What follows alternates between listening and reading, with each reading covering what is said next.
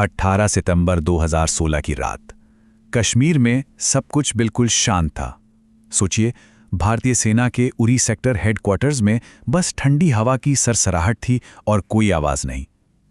पर किसी को भी जरा सा भी अंदाजा नहीं था कि कुछ ही घंटों में कुछ ऐसा भयानक होने वाला था जो पूरे देश को झकझोर कर रख देगा।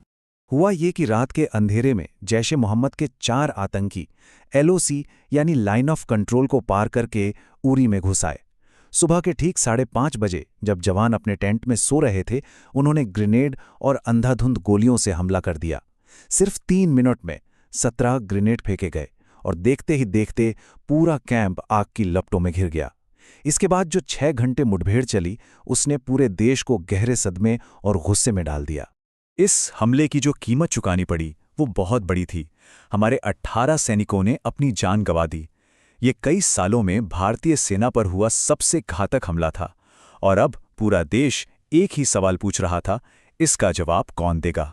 जब मारे गए आतंकवादियों की तलाशी ली गई तो जो सबूत मिले, जैसे कि पाकिस्तान में बने हथियार, ग्रेनेड और जीपीएस सेट, वो साफ साफ सीमा पार की तरफ इशारा कर रहे थे। अब भारतीय अधिकारियों के मन में कोई शक नहीं बचा था कि ये हमला कहां से हुआ है। तो हमले के ठीक बाद एक डिप्लोमैटिक टकराव शुरू हो गया। भारत ने हमले की जगह से मिले सारे पुख्ता सबूत सामने रखे, लेकिन पाकिस्तान वो अपनी बात पर अड़ा रहा, साफ इनकार कर दिया। अब जब बातचीत के सारे दरवाजे बंद होने लगे ना, तब एक बिल्कुल अलग तरह के जवाब की तैयारी शुरू हो रही थी। अब मैसेज बिल्कुल क्लियर था, चाहे पब्लिक में हो या बंद दरवाजों के पीछे। धैर्य अब खत्म हो चुका था और अब टकराव के पुराने नियम बदलने वाले थे। जैसा कि प्रधानमंत्री ने कहा, आतंकवाद को उसी की भाषा में जवाब मिलेगा। तो जब डिप्लोमेसी से कोई रास्ता नहीं निकला, भारत के सैन्य और राजनीतिक लीडर्स ने एक निर्णायक जवाबी कार्रवाई की प्लानिंग के लिए हाई लेवल इमरजेंसी मीटिंग शुरू कर दी। ये कोई जल्दबाजी में लिया गया फैसला नहीं था, बिल्कुल नहीं। ये एक बहुत सोची समझी, इंटेलिजेंस पर आधारित योजना थी, जिसकी नींव सालों पहले रखी गई थी। पाकिस्तान अधिकृत कश्मीर यानी पीओके में 25 साल पुराने खुफिया नेटवर्क को दोबारा एक्टिवेट किया गया। सेना की सबसे खतरनाक यूनिट्स 9 और 4 पैरा स्पेशल फोर्सेस से 25 सबसे बेहतरीन कमांडोज को चुना गया और उन्हें असली लोकेशन के नक्शों पर बार बार प्रैक्टिस कराई गई।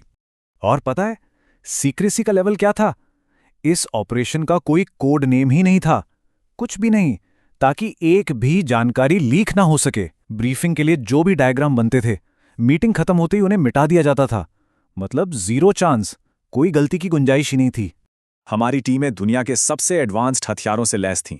टेवर assault rifles, night vision devices और हेलमेट पर लगे कैमरे, ये सब उन्हें घने अंधेरे में भी अचूक निशाना लगाने की ताकत देते थे। और साथ ही दिल्ली में बैठे कमांड सेंटर को लाइव फीड भी भेज रहे थे।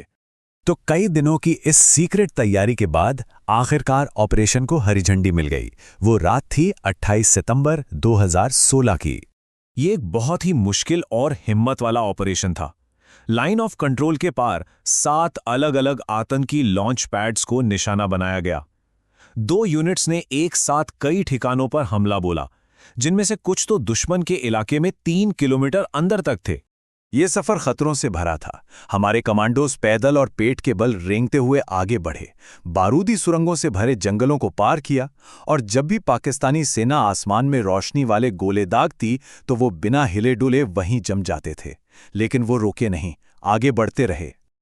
स्पीड और सरप्राइज, यही इस हमले की स्ट्रैटेजी थी। टीमों ने सबसे पहले रॉकेट से फ्यूल डिपो पर हमला किया, जिससे चारों तरफ अफरा तफरी और कंफ्यूजन का माहौल बन गया।